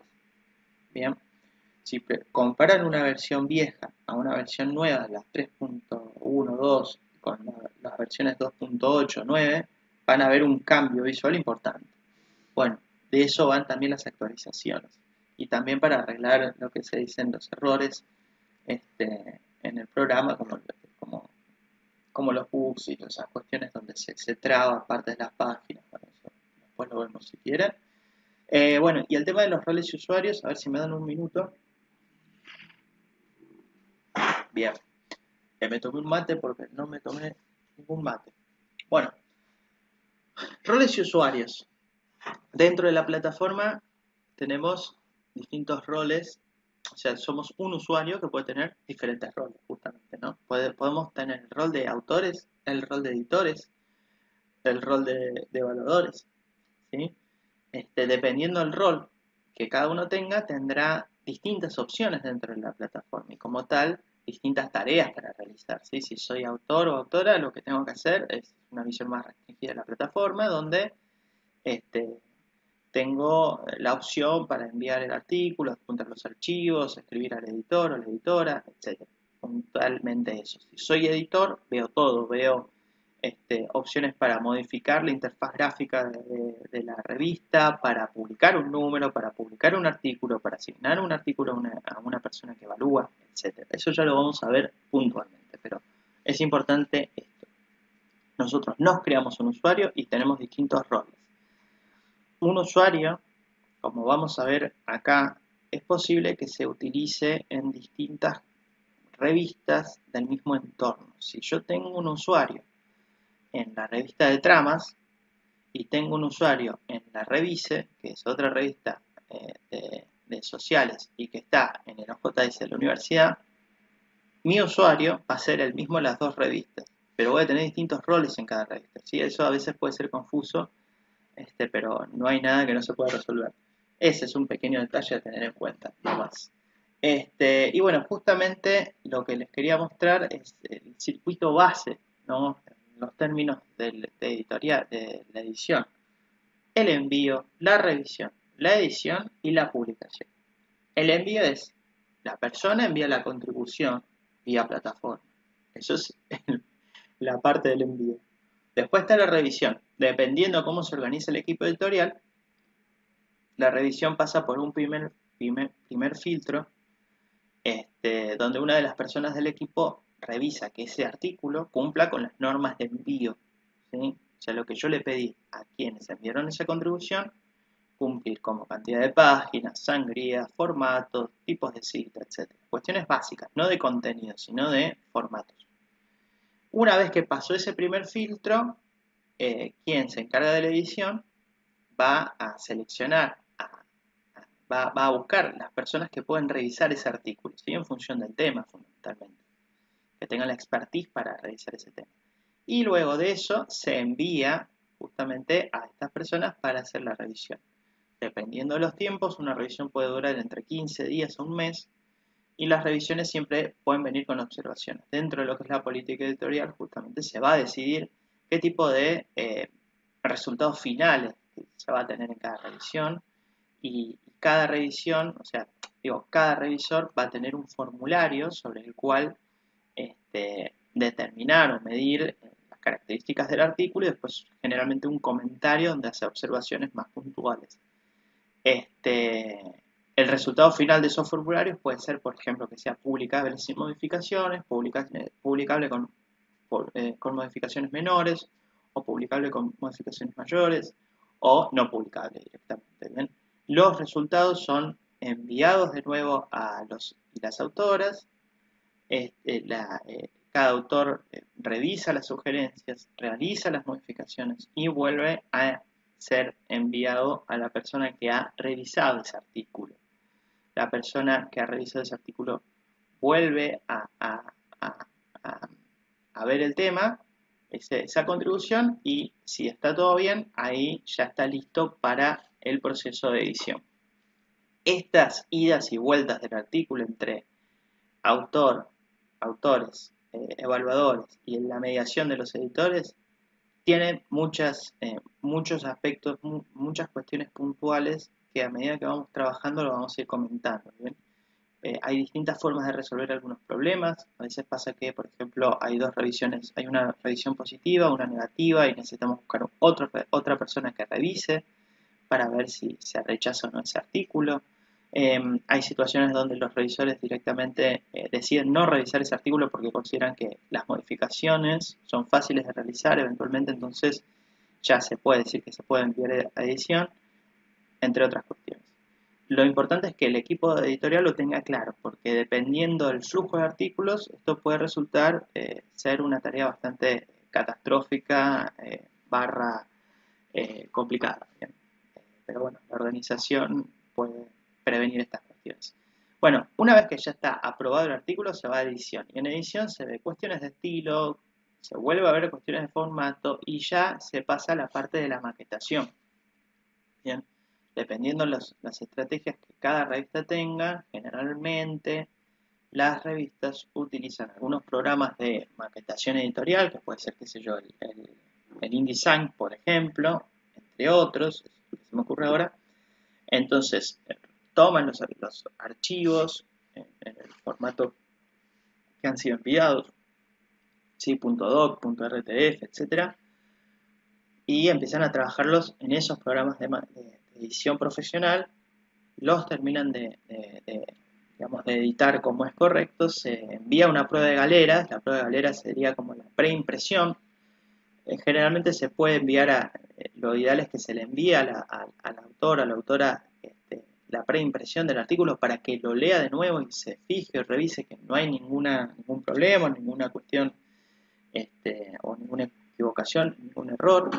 Y una vez que eso está ok, va a la publicación. Y la publicación es otra parte, y no es menor, porque en la publicación yo lo que voy a hacer es colgar ese archivo en la web, pero voy a colgarlo también con cuidado de revisar puntualmente cada uno de los metadatos, ¿sí? Los metadatos son los datos puntuales de los y las autoras, que tienen que ver con pertenencia institucional, etcétera, y después las citas, y después las palabras clave. Son cuestiones fundamentales para que este artículo después tenga visibilidad en los buscadores, en distintos buscadores. Entonces, la parte de los metadatos es fundamental. Y también el soporte sobre el cual se cuelga el artículo, ¿sí? Si es en HTML, en PDF o en algún archivo editable, ¿no? Esas son las distintas opciones que nos da la plataforma de OJS para colgarlo. Y es muy, muy importante esa parte. Entonces, estas son, digamos, las 4 partes básicas del circuito editorial que tenemos en el OJS. Y si me permiten un momento, no sé si ustedes tienen abierto el archivo de trabajo, el documento de trabajo, pero bueno, un poco de lo que les estuve contando, esto del proceso editorial y de publicación en OJS, está en una de las últimas páginas antes de la bibliografía. He estado releyendo el documento de trabajo y algunos detalles que tengo que corregir, así que después se los voy a enviar de nuevo con esos detalles corregidos, pero bueno, en la antepenúltima hoja del documento de trabajo ven un poco esto que les estuve comentando respecto al proceso editorial y las distintas partes de revisiones, ¿no? El tema de los formateos de texto, la gestión del número, bueno, acá está mucho más detallado porque esto que hablamos de la edición, la publicación, revisión y envío, nosotros no es vamos a colgar así como así en la plataforma, tenemos que desde la plataforma crear el número, agregar los detalles correspondientes y después hacer digamos, la subida ordenada de cada uno de los archivos. Así que bueno, esto vendría a ser, a ver dónde estoy, dejar de presentar, bien, buenísimo. Bueno, esto vendría.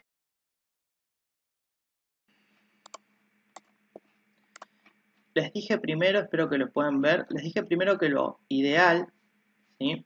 O sea, ya tenemos el proyecto armado, por ejemplo, como decía Arturo recién, algunas cuestiones para tener en cuenta. Bueno, el proyecto fundamentado, ¿no? Con hacia dónde va dirigida, la periodicidad que se estima, cuestiones de prácticas éticas, las cuestiones de las distintas secciones de la revista, por qué, para qué, cuánto, cómo, todas esas cuestiones que los van a ver en los distintos ejes y después los comités, el comité editorial, la dirección general, después el comité académico, tratando de que existan personas externas a la institución.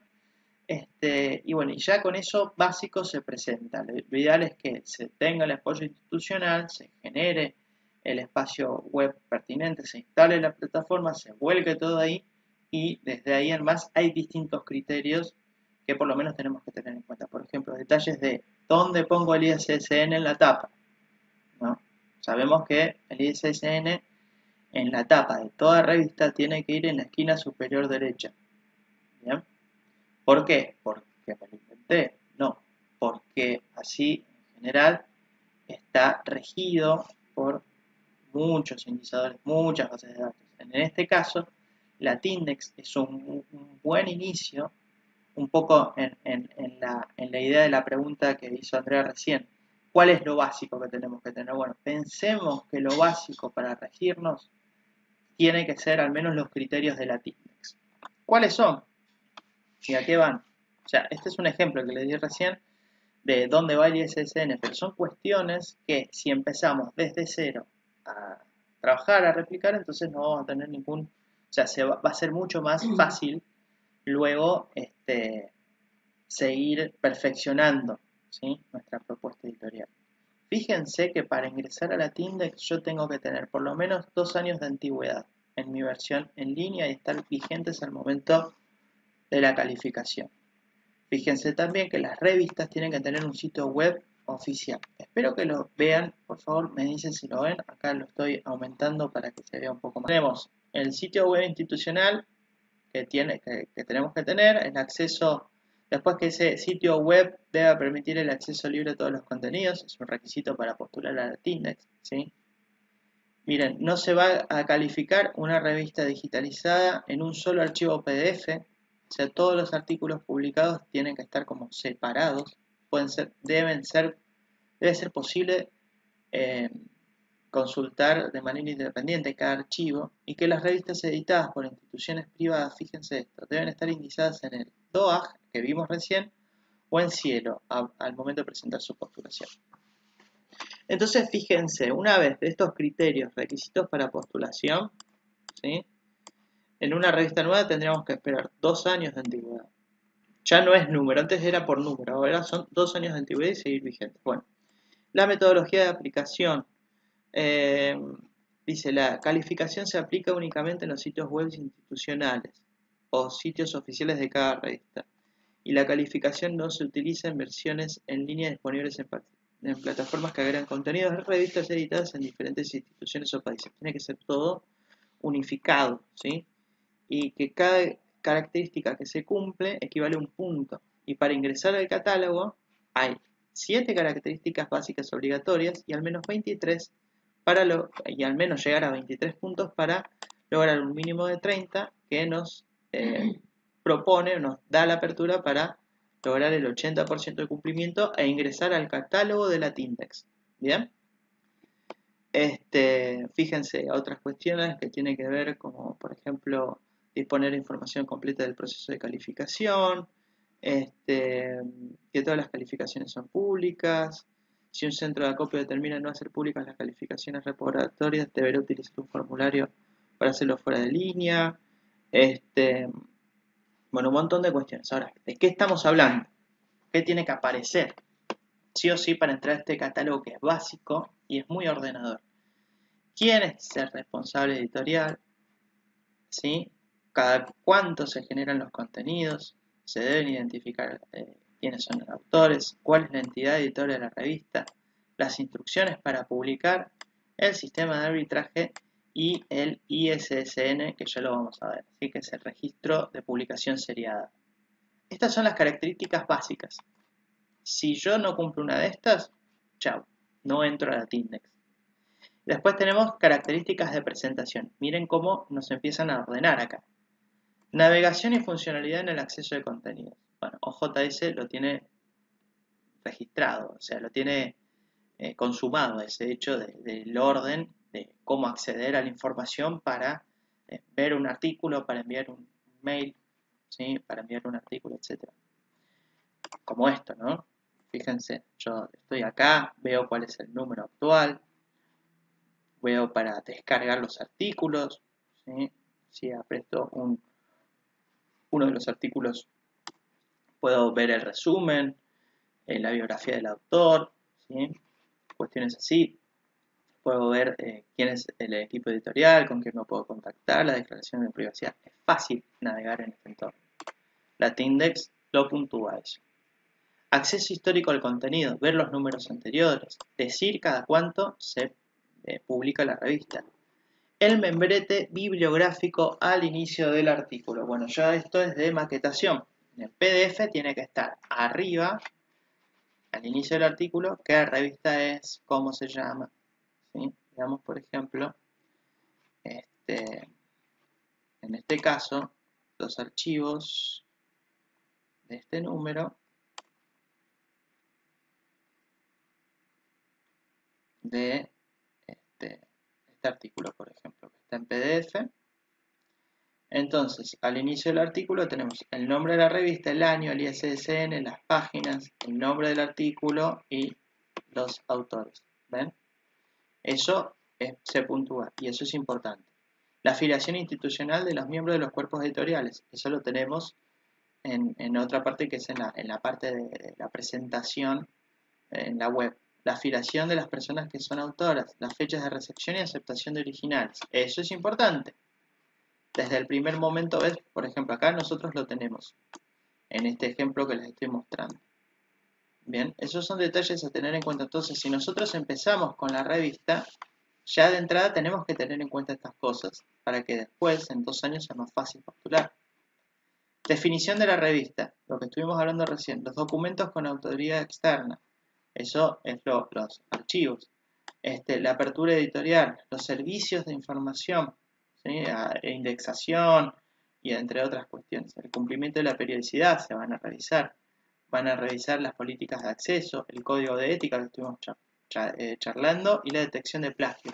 Nuestro caso es más artesanal si se quiere, pero hay sistemas que te permiten hacer comparaciones online sobre el contenido de cada artículo y en función de ello dar un dictamen puntual sobre eso, ¿no? Es decir, si nosotros recibimos el artículo y más del 80%, creo que es así, depende, o más del 60% se relaciona directamente a otra publicación, entonces será rechazado, ¿no? Cuestiones del estilo. Hay programas especiales que vienen con esto.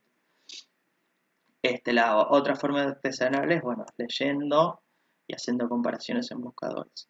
Características de contenido, otra cuestión. Si es el contenido original, si las referencias bibliográficas se adoptan una norma, si exige la originalidad, si tiene resumen, si hay un resumen en 2 idiomas, si hay palabras claves, si hay palabras claves en 2 idiomas, si hay cantidad de artículos por año. Esto es importantísimo. Recién dijimos 10 artículos, por decir una medida random, pero esto es importante, ¿sí? No puedo publicar, el primer número tenía 50 artículos, un éxito, una locura. Y el segundo número tiene 5. Y el tercero tienen 9. Entonces, eso no está bien visto porque es preferible establecer un criterio normativo y cierta continuidad. Bien, entonces digo, bueno, nuestra revista va a publicar entre 10 a 15 artículos por año, por ejemplo. Perfecto, si se sobrepasa la cantidad, se deja para el número que viene. ¿Bien? Pero esto está bueno que esté unificado, porque hace a la previsibilidad, ¿bien? Y hace a que el trabajo editorial sea prolijo en esos términos. Características de revistas en línea. Esto porque lo tenemos en línea, ¿no? Protocolos de interoperabilidad que está resuelto con OJS. Uso de diferentes formatos de edición está propuesto. Por ejemplo, podemos subir acá, como está acá, ¿no? El archivo en PDF y podemos agregarlo en HTML, por ejemplo, ¿no? O sea, eso es valioso y es posible. Servicios de valor agregado, servicios de interactividad con la persona lectora, y si está el buscador, si está el uso de identificadores uniformes de recursos, que serían las palabras clave en ese sentido, el uso de estadísticas y las políticas de preservación digital.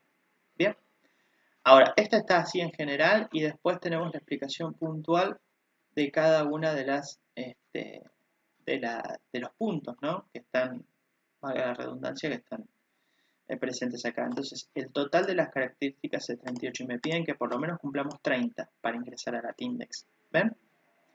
Entonces, básicamente yo, para postular a la Tindex, tengo que ver esto, tengo que revisar mi revista y ver en qué puntos estoy bien y en qué puntos estoy flojo. Ver si lo puedo resolver y si lo puedo resolver, perfecto. Lo resuelvo y una vez que esté resuelto, voy a la presentación. Bien. Esto es ordenador de la propuesta, muy ordenador de la propuesta editorial. Entonces, siempre va a ser muy valioso tener en cuenta al menos la Tindex para hacer el primer escalón. ¿Bien? Fíjense cómo se puede distribuir el cuerpo editorial. Bien, dirección, edición, otros miembros del consejo, el comité científico, que puede ser llamado comité asesor o comité internacional, el equipo técnico, las autoridades, ¿no? Generación continua de contenidos, ¿no? Fíjense esto, si la revista tiene al menos 2 años de publicarse, no calificará para la TINDEX. Si la revista presenta atrasos en publicación del último año, debió publicar correctamente el año anterior. Bueno, acá hay más detalles, ¿no? Por ejemplo, en el caso de Tramas, que es una revista anual, se puede realizar la evaluación a partir del fascículo 3, a partir del tercer año de existencia. Nosotros estamos ahora en el número 4, por lo cual podríamos postular a la TINDEX. Bien, es un ejemplo. Si es mensual, fíjense, a partir del fascículo 25. Una locura sería esto, ¿no? Si es semestral, a partir del número 5 de la revista. Bueno, y así. Esto es la TINDEX, ¿bien? Lo básico, lo indispensable. Fíjense lo que pasa con otra que es mucho más exigente, que es Redalic, la red de revistas científicas de América Latina y el Caribe, España y Portugal. Tanto la TINDEX como Redalic tienen origen en México. Fíjense, con la TINDEX empezamos con la antigüedad, 2 años, cuestión de revisión por pares. ¿Sí? El proceso de dictamen debe explicitar el tipo de determinación que se lleva a cabo, sus fases, posibles resultados y cómo se dirimen los casos de controversia. Esto está buenísimo y es súper importante. Nosotros lo tenemos en acerca de la revista. ¿Ven? Sobre la revista. Ahí sale todo eso. Por ejemplo, tenemos porcentaje de contenido científico. Un criterio de Redalec dice que al menos el 75% de las colaboraciones deben ser resultados originales de productos de investigaciones científicas. Chao. Ese es el criterio. Exige exegeneidad en la publicación. Al menos el 70% de los trabajos publicados en cada número son colaboraciones ajenas a la institución editora. Bien. Cumplimiento y fíjense otro detalle, con al menos un autor ajeno a la institución. Detalle a tener en cuenta. Cumplimiento de periodicidad. No efectuar cargos por el procesamiento de artículos. Adicionadora, fíjense a la declaración sobre la evaluación e investigación, esto que estuvimos hablando de la declaración de San Francisco, que creo que era de 2012 o 2012. Fíjese esto, XMLJATS, que es un formato particular. Datos de identificación, título, ISSN, institución editora, política de acceso abierto. Y esto solamente los criterios básicos de admisión. Y después ya tenemos contenido científico, el tema de la exogeneidad, exigencia de originalidad, la cuestión del consejo editorial, al menos el 75%, bueno, y así. No vamos a ir punto por punto porque son un montón. Pero si quieren buscar algo para regirse, pueden empezar por la TINDEX o empezar por Redalic. Redalic es una locura en términos de detalles, ¿no? Pero bueno, estas dos plataformas sirven mucho para ordenar la propuesta, ¿bien? Y una vez que esté ordenada, bien ordenada la propuesta, será mucho más fácil categorizar. Fíjense cómo después termina, ¿no? Los criterios básicos se tienen que cumplir todos, los criterios altamente valorados se tienen que cumplir, bueno, cuestiones del estilo. Eso es Redalic. Y después tenemos la otra que es Cielo, que era la que comentamos que es la mejor puntuada. Hay un montón de aspectos para cumplir en Cielo, ¿bien? Se habla de los objetivos, se habla del comité consultivo de Cielo, pero a ver, vamos a ir a los criterios. A ver si puedo sacar esto. Perfecto. Dependiendo del país, ¿no? Van a haber algunos criterios muy puntuales, pero por ejemplo, la revista indexada del Cielo tiene que tener ISSN, nombre de la entidad, estatuto de institucionalidad, modelo de financiación, misión, cobertura temática, entre otros, ¿no? Las instrucciones a los autores, tiene que tener todos estos detalles. Esta es otra forma de ordenamiento muy, muy positiva. El flujo editorial, composición del equipo editorial, ¿ven? Las áreas, cómo es el tema de la evaluación de los manuscritos. ¿Ven? Por ejemplo, dicen en una parte, registrar los datos del autor correspondiente y demás autores, incluyendo email y número de registro en ORCID.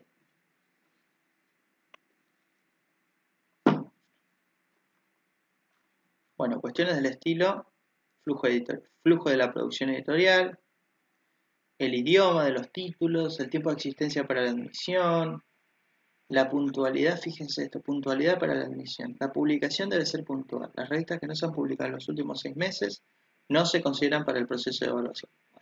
Y así, y así, y así. Entonces, ¿cómo podemos tener éxito en este aspecto? Es, al iniciar la propuesta, tengamos al menos criterios básicos de la Tindex o de Redalic si quieren, y a medida que va avanzando la revista, vamos agregando más información, vamos perfeccionando otras cosas y vamos mejorando nuestra propuesta editorial definitiva. ¿Y por qué tanta insistencia con esto? Fíjense que, por ejemplo, Consejo Nacional de Investigaciones Científicas y Técnicas toma una medida general para categorizar publicaciones periódicas en ciencias sociales y humanidades. Y acá volvemos a esta discusión de cuáles son las más importantes y cuestiones del estilo. Fíjense, hay 3 niveles, ¿no?, que identifican en una resolución. El nivel 1 son aquellas revistas que están integradas en WOS, o sea, Web of Science, Scopus, ERI y Cielo o Circa. ¿Bien? Circa no la vimos, pero después sí que no la vemos. Ahora, una revista que está, que está, por ejemplo, con Redalic, vale menos en la evaluación que una revista que tiene Cielo. ¿Bien? Pero bueno, esto es para que lo veamos. ¿Bien? Núcleo básico de revistas científicas argentinas, ya sos nivel 2. Si vos estás en el núcleo básico, estás en condiciones de postular a Cielo. Ya te lo toman como nivel 1. Pero bueno, son ejemplos. Y después tenés el nivel 3, donde estás en que no están incluidas en los anteriores, y está esto que les contaba, el Sociological Abstract, la Tindex nivel catálogo, la biblioteca virtual de Claxo. Bien, necesariamente que ponele, la Tindex es menos exigente en criterios, como pudimos ver, que Redalic. Y Redalic es virtualmente, porque ya a esta altura me parece que no, pero Redalic es virtualmente menos exigente en criterios que Cielo. ¿Sí? Y bueno, ahí está fundamentado la separación de niveles. Obviamente, publicar en una revista que está bien indexada tiene tiempos de publicación mucho más lentos que una revista que no lo está. ¿Por qué? Porque justamente la cantidad de contribuciones que se envían a esas propuestas son mucho más numerosas que en aquellos proyectos editoriales que tienen una indexación deficiente. Entonces, ahí hay otro tema respecto de las cuestiones de la publicación y la evaluación, ¿no? Pero bueno, esto es más o menos algo que me parece muy importante, que tienen que tener en cuenta, y que tienen que, bueno, digamos, aplicar, pensar y repensar al momento de la publicación de cada propuesta editorial, ¿bien? No sé si tienen alguna pregunta, duda o Fran, comentario. una consulta. Y una vez que cumplís con todos estos requisitos, ponele que vas rankeando para Latindex, que es como el primero que tenés que postular. ¿Cómo se hace eso para postular la revista? O sea, ¿cómo es el procedimiento, así a grandes rasgos? Claro, primero nos fijamos en qué condiciones estamos. Si nosotros prevemos que llegamos a los puntos, Ah, bien, enviamos bien. simplemente un formulario y ya está. Y la gente se encarga de hacer la revisión. Hasta el momento no tenemos lo que serían, comillas, auditorías internas. O sea, no existe, que conozca yo, ¿no? La opción de que venga una persona de esos espacios de medición y te pidan un usuario y se metan en la plataforma y revisen cómo es la dinámica de trabajo, cómo han ido el tema de los artículos.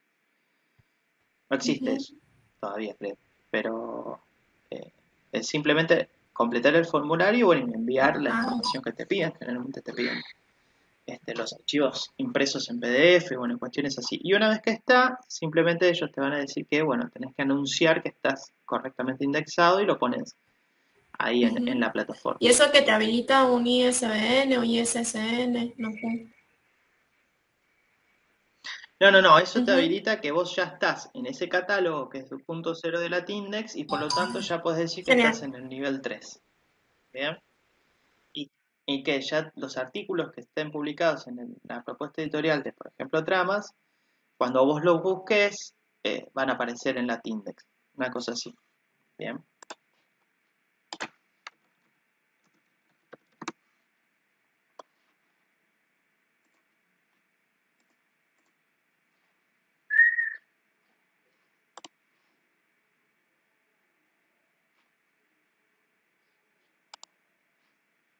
Fran, te puedo hacer una pregunta quizás muy básica, pero las revistas de nivel Sí. 1, un ejemplo de cuál sería una de ciencias sociales, humanidades, por ejemplo, y qué origen tiene.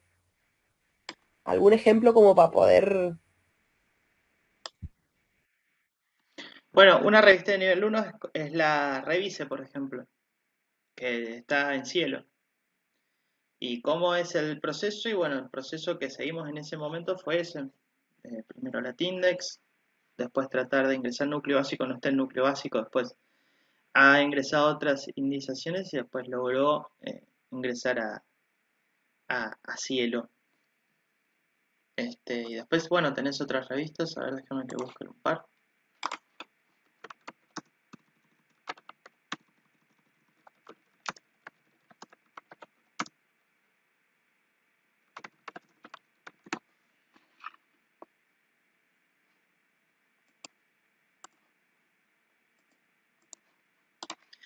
Tenés la posibilidad de hacer este tipo de búsquedas desde Cielo, ¿sí? En el buscador de Cielo. Ahora no sé por qué el internet está muriéndose acá. A ver.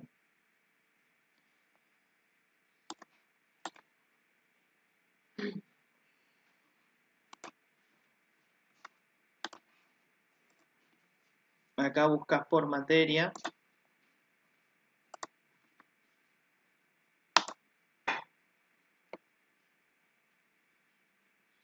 Ah, mirá, han escrito cosas que no los vi. Sci-Hub es un ejemplo. Sci-Hub, claro, sí, esa es otra. Oh, claro, sí. Sería la de. Para ingresar a. Acá, por ejemplo, tenés la revista de la SAP, la revista Pilken, que es de Ciencias Sociales, que es del sur. Revista de Trabajo y Sociedad, que es de Santiago del Estero. Y es de Estudios de Trabajo, claro. Este, Trama de la Comunicación, que es otra revista muy, muy buena. Miren qué bien. Población y Sociedad, también. Bueno, Fran, tenés el micrófono ahí lo tienen para silenciado. buscar. ¿Sí? En ese enlace. Oh, por favor, había dicho tantas cosas súper importantes. No, mentira. Eh, a ver, ahí en ese enlace encuentran todas las revistas que están indexadas en Cielo, que son de Argentina y de Ciencias Sociales. Bien. Lo mismo pasa en Redalic y en otros lugares donde puedes encontrar eso. Y después creo que había otra web que creo que se llamaba Donde Publico, que a veces está actualizada, donde pones el nombre de la revista y te dice qué nivel es, o lo puedes buscar por niveles y esas cosas.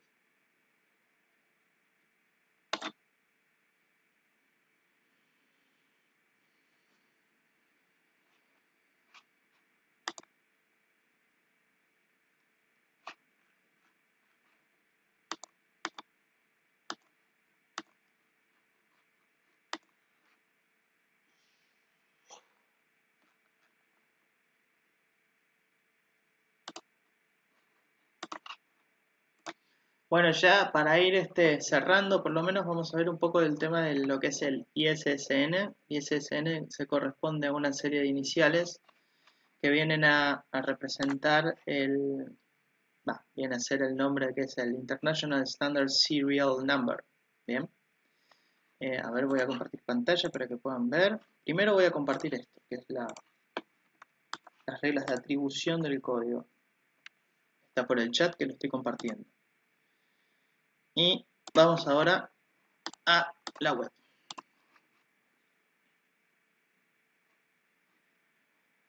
Bueno, espero que lo estén viendo. ¿Para qué voy a usar un ISSN, esta identificación numérica estándar de los objetos, para las publicaciones periódicas? ¿Sí? Para una revista, para un fascículo de un periódico, ¿sí? O de un boletín, o de un informe. Bueno, acá ponen todos los discos compactos con CD-ROM de una serie, bueno, también.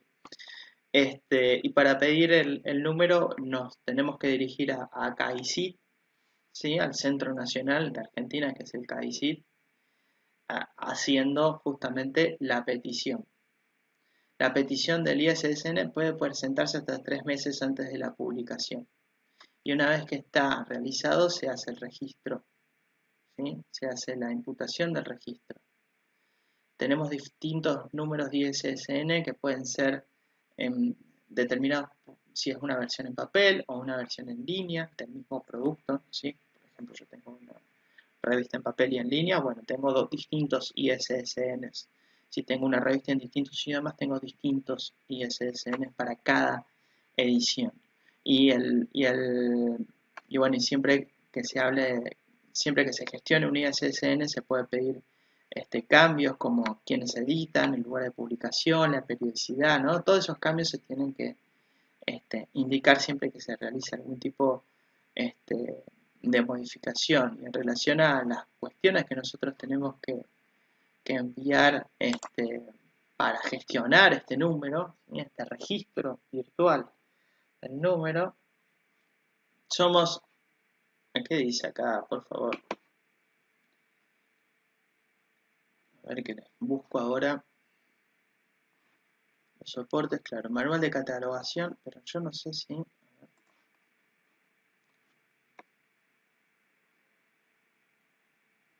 Muy bien en este registro, genial. Perfil, formato, tarifas. Es gratuito esto, ¿sí? Esto es importante destacar, que es un servicio gratuito. Bueno, no carga esto.